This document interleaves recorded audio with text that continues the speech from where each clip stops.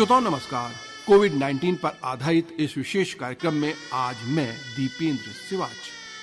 Corona संकट काल में इस श्रृंखला के अंतर्गत आज जाने माने शिक्षाविद, पत्रकार और वर्तमान में CLM post graduate college Haridwar के प्रिंसिपल डॉक्टर सुशील उपाध्याय और आपसे बातचीत का विषय होगा कोरोना महामारी और बदलता सामाजिक परिदृश्य।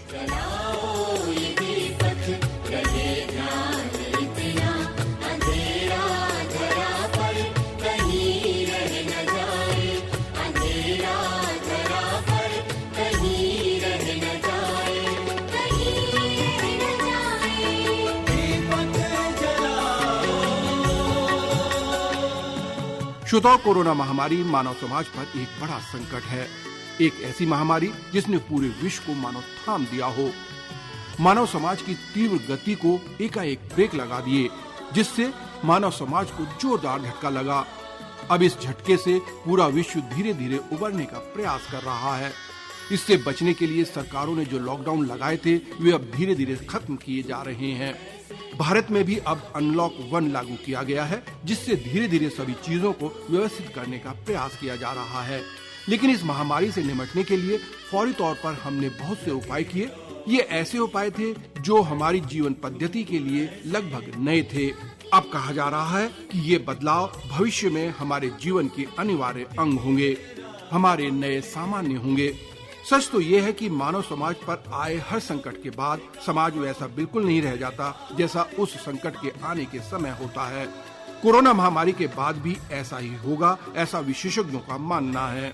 क्या होंगे ये बदलाव, इसी को जानने के लिए हमारे आज के मेहमान हैं जाने माने शिक्षाविद, पत्रकार और वर्तमान में CLM PG कॉलेज हरिद्वार के प्रिंसिपल डॉक्टर सुशील उपाध्याय। और इनसे बातचीत का विषय होगा कोरोना महामारी और बदलता सामाजिक परिदृश्य।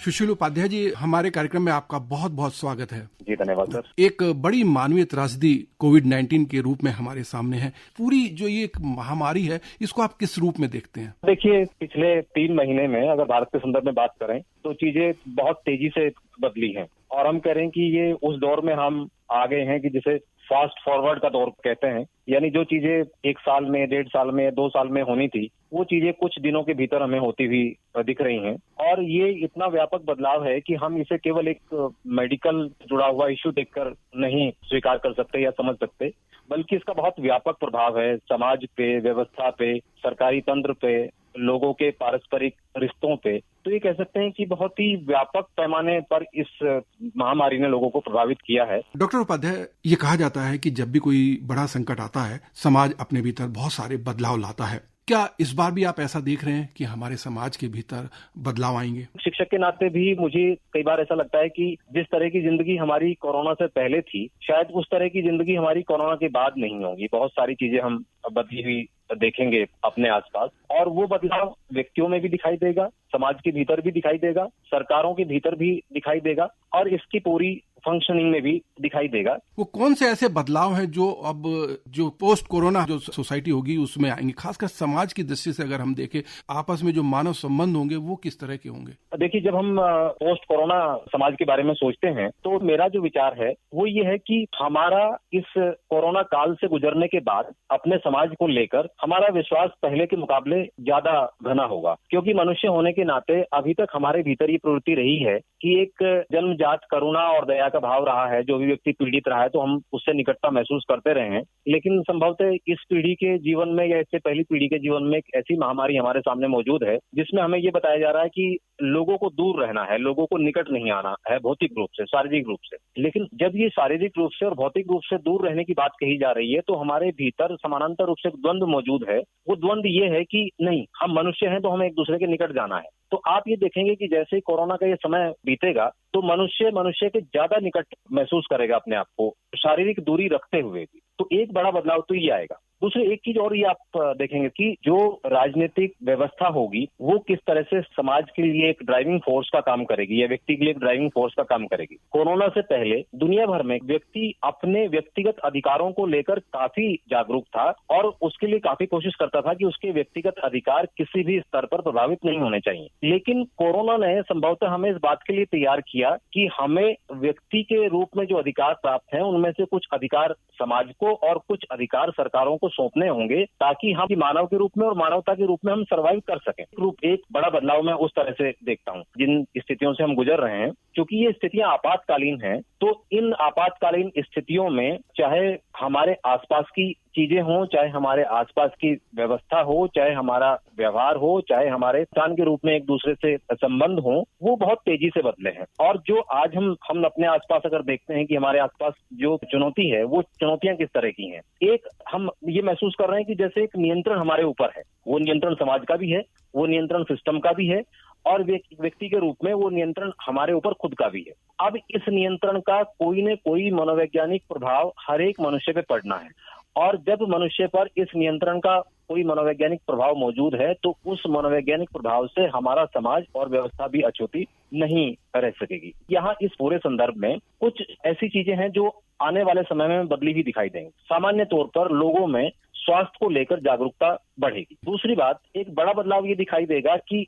हमारे विकास और व्यवस्था के खासतौर से अर्थव्यवस्था के केंद्र में अचानक ही गांव और खेती आ जाएंगे। जो कई करोड़ लोगों का जो माइग्रेशन अभी दिखाई दिया शहरों से अपने गांव की तरफ, तो वहां केवल गांव और खेती से जुड़े जो काम धाम है अभी वो केंद्र में रहेंगे। एक और महत्वपूर्ण बात आएगी जो हम एजुकेशन के संदर्भ में देख रहे हैं कि एजुकेशन का डिलीवरी प्रोसेस चेंज होगा। जैसे पिछले 2-3 महीने से पूरा देश ऑनलाइन एजुकेशन पे और वर्चुअल माध्यमों से शिक्षा के संदर्भ में चीजों को देख और समझ रहा है, तो डिलीवरी प्रोसेस में बदलाव आएगा।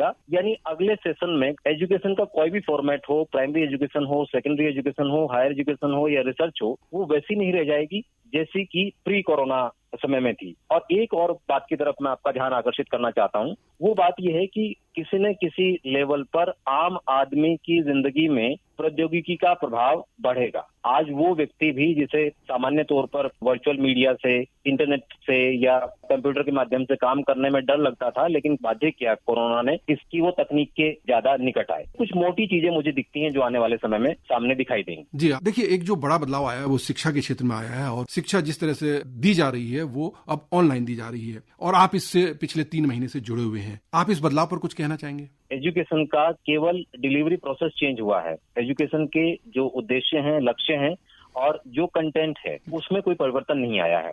प्री कोरोना पीरियड में हम फेस टू फेस पढ़ा रहे थे, अब हम कोरोना के समय में फेस टू फेस नहीं है, वर्चुअल मीडियम पे है। और जब हम एजुकेशन के उद्देश्य को एक ब्रॉड पर्सपेक्टिव में देखते हैं तो हमारा काम है नई पीढ़ी को ज्यादा समर्थ, योग्य और कौशल युक्त नागरिक बनाना। तो उसमें कोरोना किस तरह से इफेक्ट डाल रहा है ये देखने की जरूरत है। कोरोना के इस दौर ने हमारी जिंदगी में सूचनाओं के प्रवाह को बेहद तेजी से बढ़ाया है और हर 4 में से 3 सूचनाएं संदिग्ध हैं। तो हमारी नई पीढ़ी जो अभी तक कॉलेजों में, यूनिवर्सिटीज में या स्कूल्स में मौजूद है, वो एक तरह की सूचनाओं से रूबरू हैं जो उनको मिसगाइड करने का माध्यम रखती हैं। तो यहाँ भूमिका शिक्षक की क्या है कि अगर शिक्षक अपने विद्यार्थियों से, लर्नर्स के साथ किसी भी माध्यम से अगर जुड़ा हुआ है तो वो एक रूप में एक सक्रिय भूमिका निभा रहा है उस नागरिक के निर्माण में। आने वाले समय में एजुकेशन के मूल उद्देश्यों और लक्ष्यों में तो कोई बदलाव नहीं आएगा, लेकिन पढ़ने पढ़ाने और सीखने सिखाने की प्रवृत्तियों में बदलाव आएगा।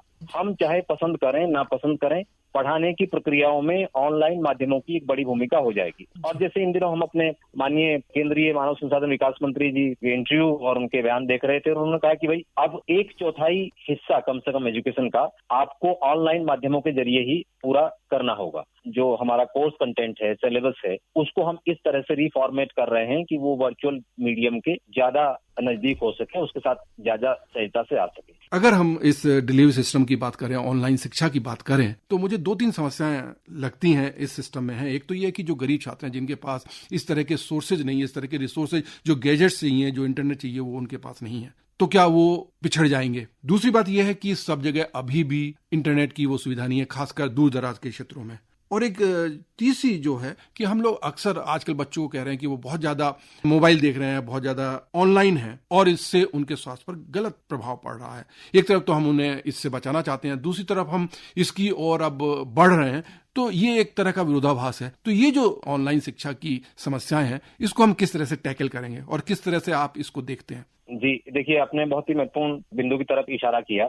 इस वक्त ग्रामीण इलाके में 1/4 भी विद्यार्थी ऐसे नहीं है जिनके पास इंटरनेट कनेक्टिविटी और स्मार्टफोन उपलब्ध हो। एक महत्वपूर्ण बात पर दूसरी महत्वपूर्ण बात यह है कि क्या हम इसे अपनी शिक्षा का एक अनिवार्य तत्व बनाकर भविष्य में लागू कर सकते हैं, क्योंकि बच्चों के स्वास्थ्य का मामला भी है और बच्चों की हैबिट्स का मामला भी है, क्योंकि जो सूचना वर्चुअल मीडियम से उपलब्ध है वो अपने साथ कई तरह के खतरे भी लेके आती है।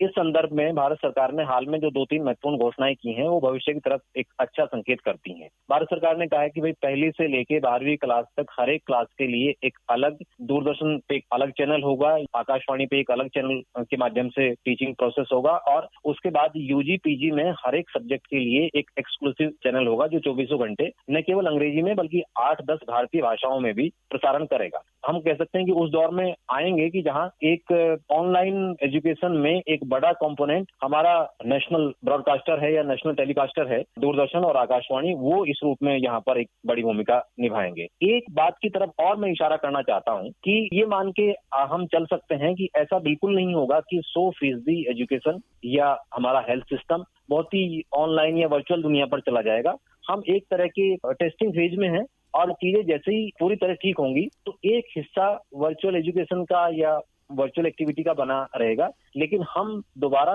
फेस टू फेस वाले दौर में आएंगे। कुछ प्रवृत्तियां मुझे साफ साफ दिखती हैं, जैसे लोगों में नौकरी या रोजगार खोने का डर बढ़ा है। पहली बार ऐसा हुआ है कि रिवर्स माइग्रेशन हुआ है इतने बड़े पैमाने पर, शहर से लोग गांव पहुंचे हैं, लेकिन गांव के सामने एक नया संकट होगा कि जो लोग अब लौट के शहर में जिंदगी बिताने के बाद जो लोग गांव में जा रहे हैं तो गांव के सामने गांव के साथ एक नया रिश्ता विकसित करने में चुनौतियां मौजूद हैं। पर्यावरण को लेकर कुछ सुधार जैसी स्थितियां, कुछ संकेत दिख रहे हैं और मुझे ये भी लगता है कि जो अति भौतिकतावादी दौर था कि सुविधाएं हमारे आसपास होनी चाहिए, हर सुविधा हमारे पास होनी चाहिए, शायद उससे हम थोड़ा सा अलग दिशा में जाएंगे और जो सामाजिक, सांस्कृतिक और खास तौर से ग्रांड लेवल पे जो धार्मिक किस्म की गतिविधियां होंगी वो व्यक्तिगत स्तर पर आ जाएंगी। और एक बात और होगी संभवतः कि जहां समृद्धि और संतुष्टि का मतलब ज्यादा प्रोडक्शन और ज्यादा सुविधाएं नहीं होंगी, तो इस तरह से एक मिला जुला सा प्रभाव